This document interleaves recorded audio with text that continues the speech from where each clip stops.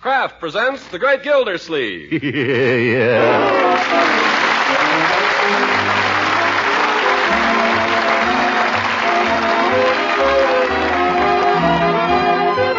The Kraft Cheese Company will also bring you the Kraft Music Hall every Thursday night. Present each week at this time Harold Peary as The Great Gildersleeve, written by John Whedon and Sam Moore. We'll hear from The Great Gildersleeve in just a moment. But first, a little drama staged in almost anyone's kitchen on baking day. Young boy enters, rosy-cheeked, hungry as a bear cub. Takes one whiff and lets out a whoop. Boy, oh boy, fresh baked bread. Pesters mother until she slices through the crusty brown loaf. Hungry, happy boy shouts, now for some of that swell parquet margarine. You can leave it to Johnny. He knows what it takes to make fresh bread taste extra good. Yes, it's the flavor goodness of parquet that makes bread so downright satisfying to eat. For this quality margarine made by Kraft is truly delicious. Parquet is also one of the best energy foods a growing youngster or hard-working man can eat. And what's more, every pound contains 9,000 units of nutritious vitamin A. All the more reason you should serve Parquet as the regular spread for bread in your home. Tomorrow, then, buy Parquet. P-A-R-K-A-Y. Parquet margarine made by Kraft.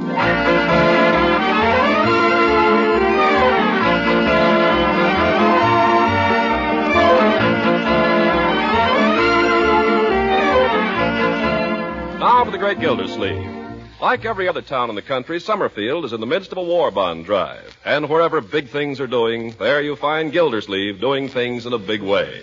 He's not only in charge of the door-to-door canvassing being carried on by the air raid wardens in his neighborhood, but he's a member of the committee planning Summerfield's 4th War Loan Rally. Consequently, he's a very busy man, and he doesn't hesitate to let people know it. Bertie? Yes, sir? How soon? It's almost ready, Mr. Gildersleeve. I'll put it on the table just a minute Miss Marjorie gets here. It's 7:15. My meeting's at 8. We won't wait for her, Bertie. Go ahead and serve supper as soon as it's ready. Yes, sir. Confound it. Where is Marjorie anyway? Down at the parish house. Leroy, get up off the floor. Okay. You want to read? Read in a decent light. Okay. Where did you say your sister was? Down at the parish house. They're putting on a show or something. Who is? I don't know, some gang of nuts. Want to see a picture of a P-61, Unc? Not particularly. What's the show? There you are, a P-61. So it is. Now, what's I this... bet you think it's a P-38 just because it's got 2 tails. So it has. What's the show being put on for? What show? The show Marjorie's in. Oh, I don't even know if she's in it. She just went down to try out. Well, who's doing it? What's it being put on for? No reason, just a bunch of nuts like Marge. Leroy, I think you might be more respectful of your sister. If she's found something that interests her, I'm glad to hear it. Probably do her good. Could be.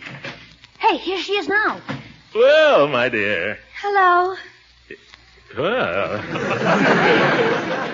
Aren't you going to take off your coat and stay a while? Oh, yes. What's eating her? Never mind. We were about to start supper without you, my dear. I have a meeting.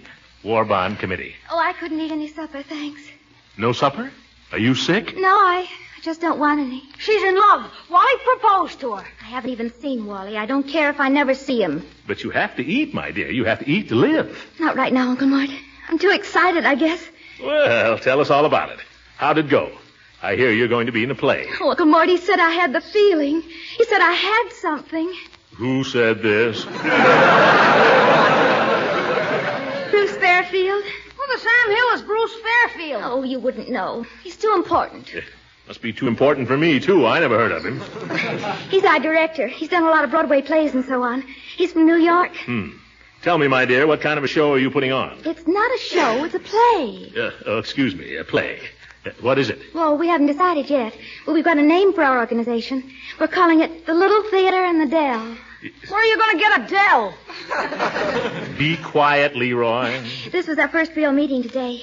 Mr. Fairfield had me read a part for him, and Uncle Morty's wonderful. He said he really thinks I have something. Maybe it's mumps. Leroy. And that wasn't all he said.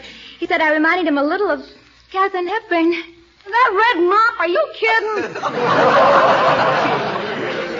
It might just possibly interest you to know that Katharine Hepburn has red hair, too. Anyway, he didn't say I looked like Katharine Hepburn. He said I reminded him of her. And he ought to know he's worked with all the famous stars. Evening, Miss Marjorie. Marjorie. Oh, good evening, Bertie.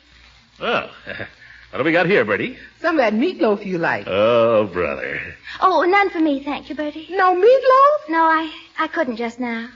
She says she's not hungry, Bertie. Oh, but my land, the child's got to eat. Can't I get you something? Well, you wouldn't have an artichoke, I suppose. Artichoke? Who eats artichokes? You know we ain't got no artichokes.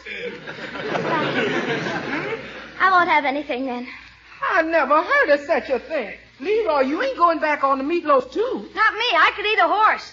Well, we ain't come to that yet. Artichoke. I just soon eat a porcupine. Artichokes is for rich folks. You know who I bet eats artichokes? This Bruce Fairfield. Leroy, you've never even met him. Oh, dearie me, I can't eat a thing this evening. I think I'll just toy with an artichoke. Oh, Auntie, Listen. No, Marjorie. Leroy, eat your meatloaf. Yes, eat. Go on, stuff yourself. Shovel it in. That's all anybody thinks about in this house, eating. Nobody has any time for the finer things. I'm sure I don't know what's come over that girl. She ain't herself this evening. You bet she ain't. She's Katharine Hepburn. How beloved. Oh, my darling. Kiss me, beloved, ere I so wound. Eat your meatloaf, Leroy, ere I swat.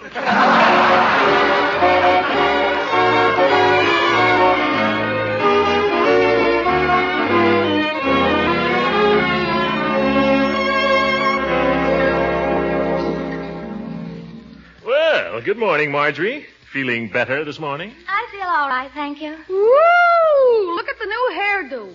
So that's what you've been doing upstairs for the last 2 hours. It took me about 10 minutes, and it's none of your business. Oh, pardon me, Miss Hepburn. Oh, be quiet, little boy.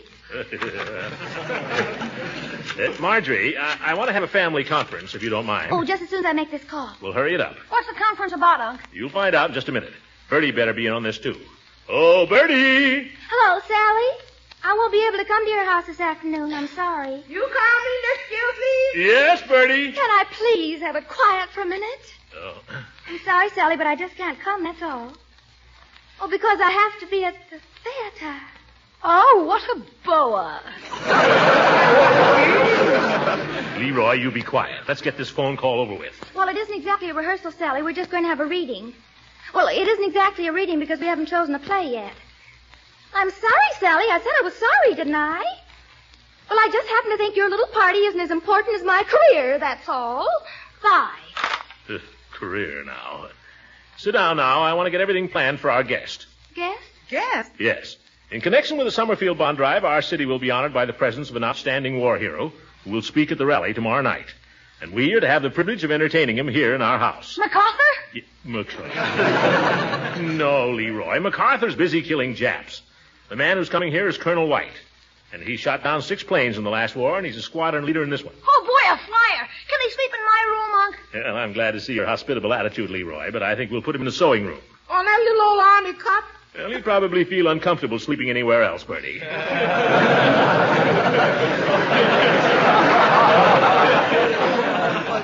Now, what about lunch, huh? Can we have something nice for him? Well, I'll do my best, Mr. Gildersleeve. I don't know much about high-altitude cooking. Well, you just cook for this man as if he'd never been off the ground, Bertie. He'll love it. Now, Marjorie, I was thinking if you could sort of show the Colonel around this afternoon. Oh, I'm sorry, Uncle Mort. My rehearsal. Yes. Now, listen, my dear. I think your interest in the drama is a very fine thing. I don't want to discourage it, but there's a war on. We all have to make some sacrifices in wartime, you know. Oh, we do? What sacrifice are you making? Me? Why, You won't even let this hero have your bed because you don't like to sleep in the sewing room. Marjorie, that's not true. He can have my bed if he wants it. Why, George, he'll have it whether he wants it or not. Bertie, will you make up my bed for the Colonel? Yes, sir. 2 clean sheets? For the Colonel, yes, 2. And then if you can fix the cot in the sewing room for me. Yes, sir. I'll show you how to make sacrifices in wartime. And you, young lady, you can be here for lunch anyway. And I want you to be just as nice as you know how.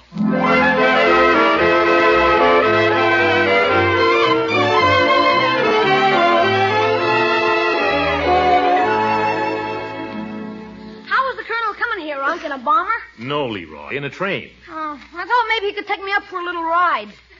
He's coming on the 12:15, so he ought to be here any minute. He might have changed his plan so he had to fly after all. Maybe he came on a P-61 and he could give me a ride in that. Maybe he'd let me shoot the machine guns a few times. Stop talking, Leroy. Nothing is coming out. Oh, well. Hey, there's the judge's car. Oh? He's got the Colonel with him. I'll let him I'll let him in. Leroy? Okay. The judge going to stay for lunch? No, whether he knows it or not.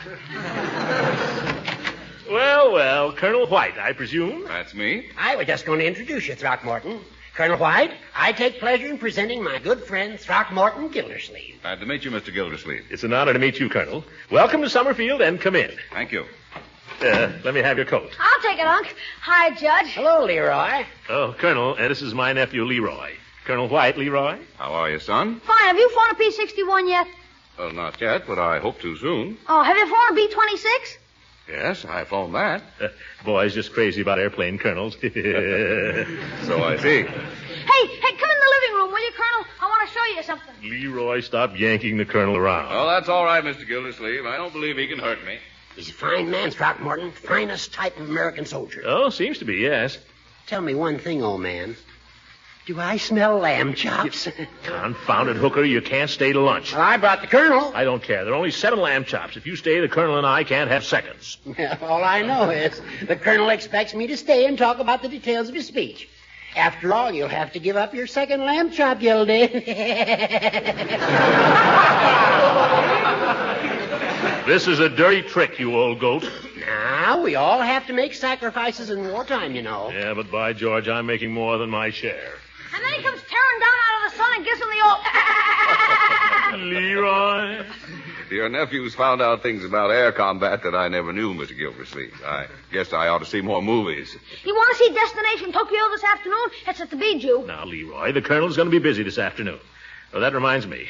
Go tell Bertie, Leroy, I've persuaded Judge Hooker to stay to lunch. Gosh, how'd you do that? Leroy, take the message to Bertie. Okay. And tell her we can have lunch as soon as Marjorie comes out. Okay. Hey, Marge, hurry up! Lunch! I want you to meet my niece, Marjorie, Colonel. I think she's a mighty nice girl. You bet your life she is. Pretty, too. Well, here she comes, Colonel. You can see for yourself. Well, she sure is. Good afternoon, Judge. Afternoon, Marjorie. Colonel White, She's my niece, Judge. Marjorie, I take pleasure in presenting Colonel White. How do you do? How do you do, Colonel? Say, am I crazy? No, I'm not. There's something about you that suggests Katharine Hepburn. Oh, do you really think so? Oh, for corn's sake. Come on, Colonel, chow.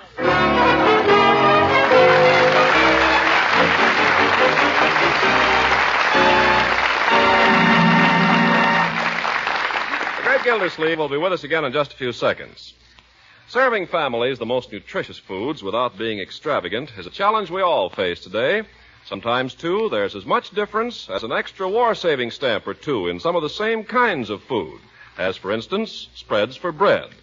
And that's good reason why you should be acquainted now with economical Parquet margarine. Sure, you know, Parquet, the one that's made by Kraft. A margarine that tastes so good when it's spread on bread, on muffins or pancakes or waffles.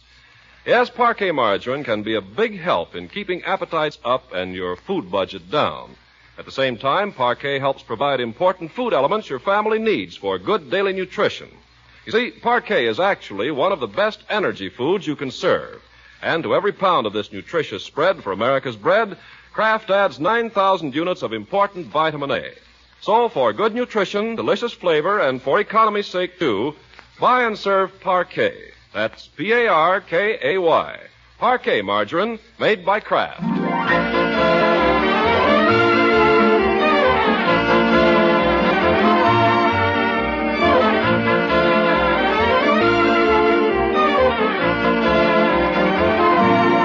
Now let's return to the Great Gildersleeve. Colonel White has been his guest overnight and has made a big hit with everybody, although no one but Leroy has been able to get in a word.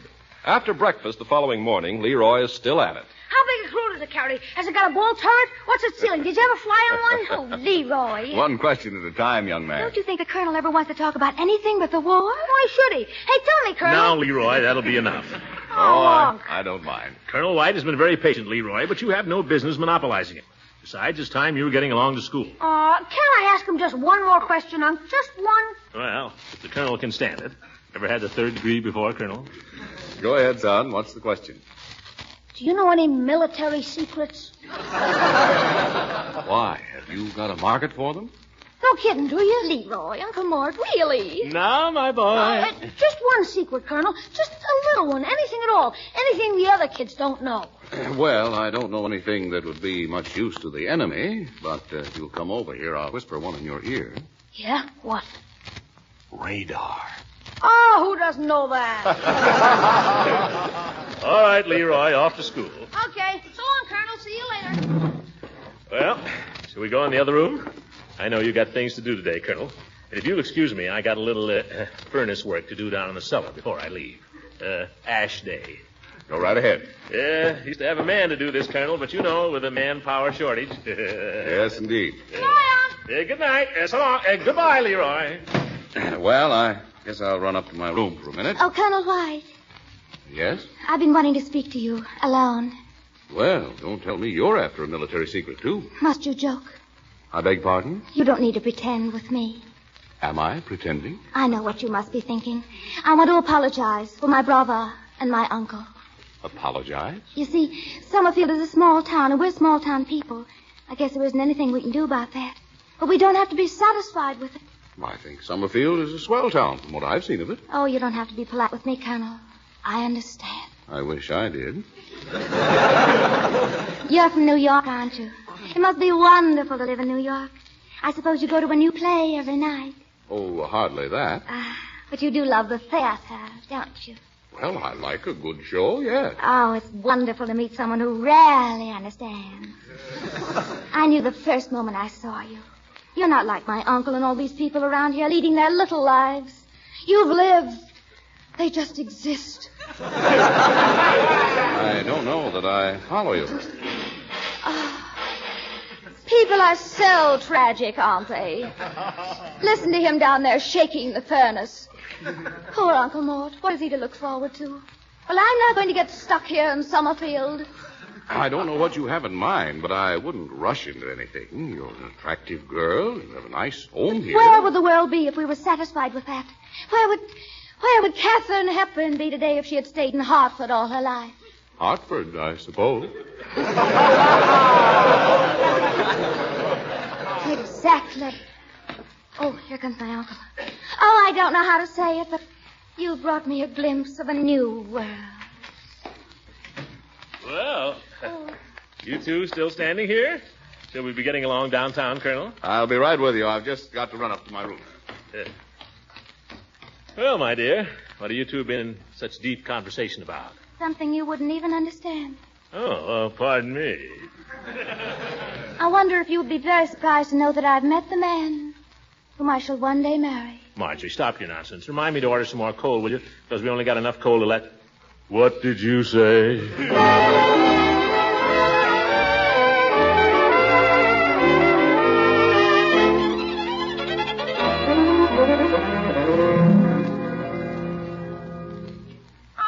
Unc, I'm disappointed in Colonel White. Disappointed, Leroy? Why? I thought he was a man's man, and here he's been off with Marge all afternoon. Yes. I wonder where she could have taken him, confound it. It's your fault. You sicked her onto him. You don't suppose she would take him to that place called Brownie's Beanery, do you? Brownie's Beanery? Yeah, she might. That's all there is in the afternoon. You want me to call up? No. He'll be here for supper, all right. He knows he's got to speak at the rally in a couple of hours. See who that is, would you, Leroy? Sure. Maybe it's Marge and she forgot her key. Mr. Peavy! Hey, Unc, it's Mr. Peavy. Hello, Leroy. Hello, Peavy. Good evening, Mr. Gildersleeve. I just dropped in to make my bond report. Oh, yes. Take off your coat and make yourself at home. Thank you. It won't take me very long to report. There are only 16 houses in my block. Judge Hooker sold $2,000 worth, and there's only 4 houses in his block. Never mind, Leroy. Those are pretty big houses. What difference does that make? Young man, I'm not in the mood to discuss economics with you right now. Go somewhere and play with your toys. Toys? He thinks I still have toys.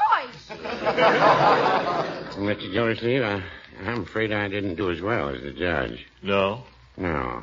$2,000. My. The trouble with you is you don't push hard enough, Peavy. You're not aggressive enough. Well, no, I wouldn't say that. Well, it's the truth just the same. You have to make an emotional, dramatic appeal.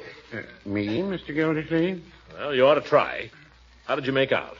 Well, here are the applications and the money. I sold $600 worth altogether. Well, that's very good, Peavy. Not bad at all. Well, it's not much money in the drive for $14 billion, but I'm kind of proud of one thing. Oh? What's that? I sold a bond in every house on my street. Why, Peavy, that's wonderful. You're the best salesman in Summerfield. Well, now, I wouldn't say that. You see, every house on my street has a boy in service, and they want him to come back home, that's all. Well, you did a fine job anyhow, Peavy. Yeah, I think I'd better be going, Mr. Gildersleeve. Oh, wait a minute. Peavy, what do you do when a young girl falls in love with an older man? That's a hard question for me to answer. It never happened to me. No, I suppose not. At least it hasn't yet. Now, this is serious, Peavy. That is, it could be. Marjorie may be falling for a man 25 years older than herself. What can I do about it? Well, why don't you explain to Margie that when she's 35, the man will be 60. And when she's 45, he'll be 70. And when she's 60, he'll be 85. Yeah, and when she's 90, he'll be 115. That's right. It gets worse as you get older. Why, that's silly. If a girl wants a man now, what does she care about 10 years from now? I guess I'll... Oh, there they are now. The Colonel's here, Bertie. Well, I had a wonderful time, Colonel. So did I. You make me feel younger than I have in years. Oh, my goodness, I'm going to have to do something about this.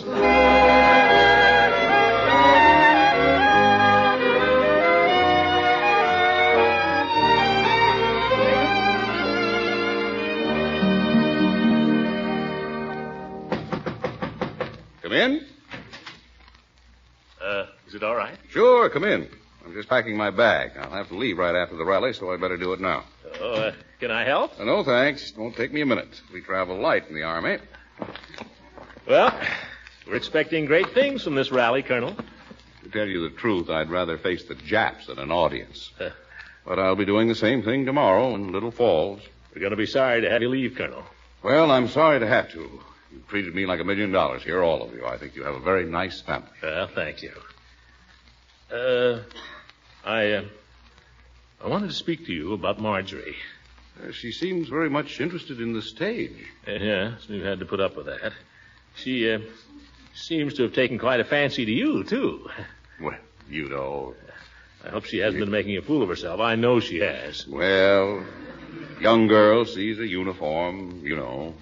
And then she seems to have me mixed up with New York in her mind. And she seems to have New York mixed up with Mecca. There we are. That didn't take long, did it? Colonel, I'm going to ask you to do me a favor before you go. Glad to. What is it? I want you to go down in the living room and have a talk with Marjorie. Well, I told you I'm not much of a speech maker. Oh, you can do it. You're the only one who can. If you don't straighten her out before you leave, I'll have the devil's own time with her after you're gone. I know that girl. Well, I'll be glad to try. Great.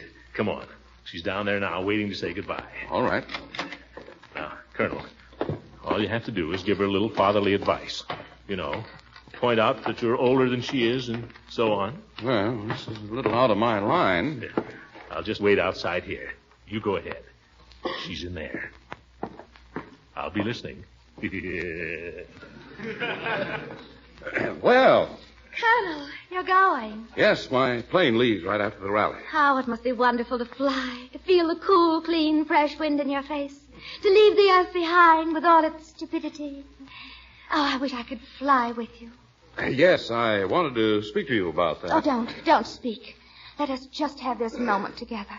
This last small moment. Well, if you don't mind. Please.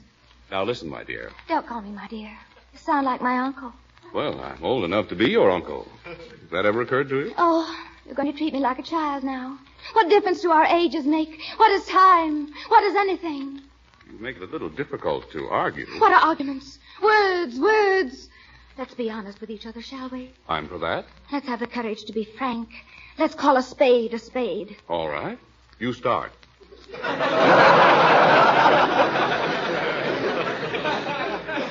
Well, let's face it. You're a man. I'm a woman. I go along with you so far. You once had the kindness to say that you found me attractive. Well, I find you attractive.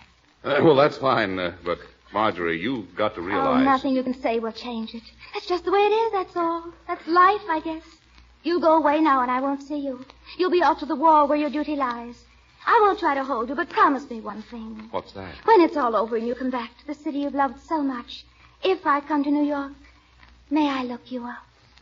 Why, sure. I'd be glad to see you anytime. That's all. That's all I ask. But, Marjorie, you don't realize, if you just listen... Don't you see? Nothing you could ever say or do would change it because I ask so little. Marjorie. Yes.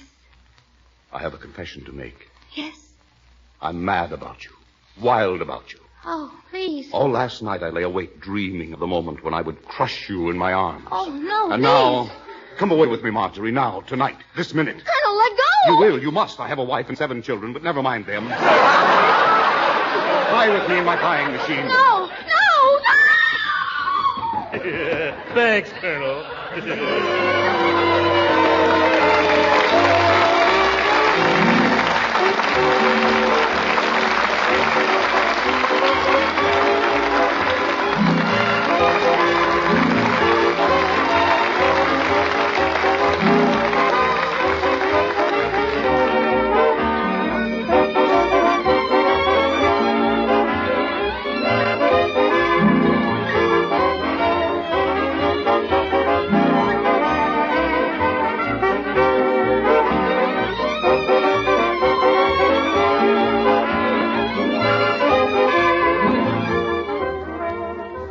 And 6 is 16, and 8 is 24, 3 is 27. Mr. Gildersleeve, you got a minute? 6 is 33. Just a second, Bertie. Excuse me. 33 and 8 is 41, 44. Gee, is that all? Sorry, Bertie. I'm just adding up the amount of war bonds we've sold in this neighborhood. It's not too good. Well, Mr. Gildersleeve, you can add this. Huh? Why, Bertie. $18.75. I never thought I'd make it, but it's all there. Why, that'll buy a $25 bond. Oh, that's great, Bertie. Oh, shucks, it ought to be 100. I know that. But I figure if I can buy one of these every month, of course, I know they can't hold up the invasion for me. But give me time, I'll get there. Well, I only wish more people figured that way, Bertie. I was thinking, Mr. Gildersleeve, you got into them slips of paper where it says, sell me a bond? You mean application forms? Oh, sure. But what's the idea, Bertie? Well, sir, I got a meeting down at the lodge tonight, and there ain't no reason for it except a lot of folks want to sit around and talk. Just a little old unfinished business, that's all. And I figured I'd hand around some of them applications. Well, you're welcome to all you want, Bertie, but do you think you can sell any? After all, that's a... You just watch me. I'm going to say to them folks, now you listen to me. You folks sitting around here gabbing. We got a war going on. We got a lot of unfinished business, and we ain't doing anything about it to finish it. I'm going to say to them, there's a plenty of you folks making more money than you ever made before in your lives. And what you doing with it? Throwing it around. And in these days, that's a sin. Anybody who spends his money for anything but the food he needs to eat and the clothes he needs on his back, that's a sin. And he's a fool besides. 'Cause things just ain't got the stuff in them these days. You go buy yourself a fancy new patent leather handbag, and what happens? Right away the handle comes off, 'cause they ain't got the stuff. Yes. The stuff is going to the soldiers where it belongs. So get some sense and put your money where it belongs and where it's going to do somebody some good. Put it into war bonds. That's what I'll tell them. And they'll do it. They're good people. They want to fight this war just as hard as anybody else. But they get a little careless sometimes. That's all. Don't we all? Well, here you are, Bertie. Here are the applications. Go get them. I will. Good night, Miss Gildersleeve. Good night, Bertie. God bless you. Good night, everybody.